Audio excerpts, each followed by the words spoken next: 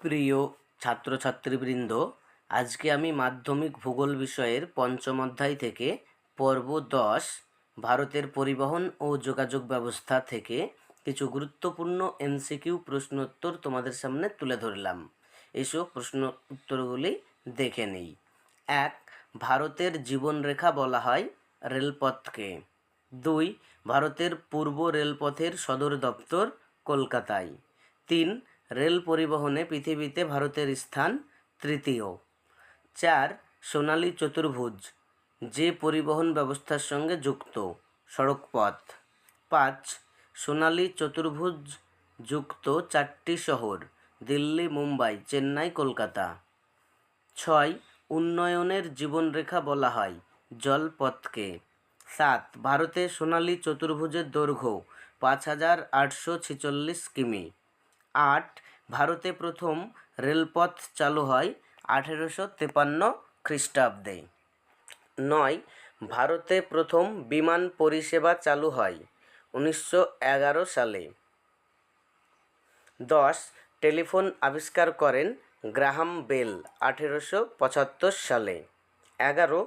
ভারতে প্রথম রেলপথের দৈর্ঘ্য ছিল 33.6 কিমি। 12. ভারতের দীর্ঘতম জাতীয় সড়ক NH7। 13. গ্র্যান্ড ট্রাঙ্ক রোডটি কলকাতা থেকে দিল্লি। 14. ভারতের সর্বশ্রেষ্ঠ বন্দর হল কান্ডালা। 15. ভারতের গভীরতম বন্দর বিশাখাপত্তনম। 16. ভারতে প্রথম পাতাল রেল চালু হয় কলকাতায়। 17. দুর্গম অঞ্চলে পরিবহনের মাধ্যম হল রজ্জুপথ। 18. সমগ্র পৃথিবীর যোগাযোগ ব্যবস্থা যুক্ত ইন্টারনেটের মাধ্যমে। 19. ভারতের দীর্ঘতম পাতাল রেল রয়েছে দিল্লিতে। 20. কলকাতায় মেট্রো পথ চালু হয় 1984 সালে। 21. ভারতে কৃত্রিম পোতাশ্রয়যুক্ত একটি বন্দর হল কলকাতা। 22. ভারতের দীর্ঘতম রেলপথের দৈর্ঘ্য 4273 কিমি। 23. বন্দর জাহাজের আবাসস্থল হল পোতাশ্রয়। 24. দক্ষিণ রেলের সদর দপ্তর আছে চেন্নাইতে। 25. ভারতের দীর্ঘতম রেলওয়ে প্ল্যাটফর্ম হল গোরক্ষপুর। 26. ভারতের উচ্চতম রেল স্টেশন ঘুম 2258 মিটার। 27. ভারতের বৃহত্তম বন্দরটি হল মুম্বাই। 28. ভারতের একটি পরিপূরক বন্দর হলদিয়া। 29. ভারতের একমাত্র করমুক্ত বন্দর হল কান্ডালা।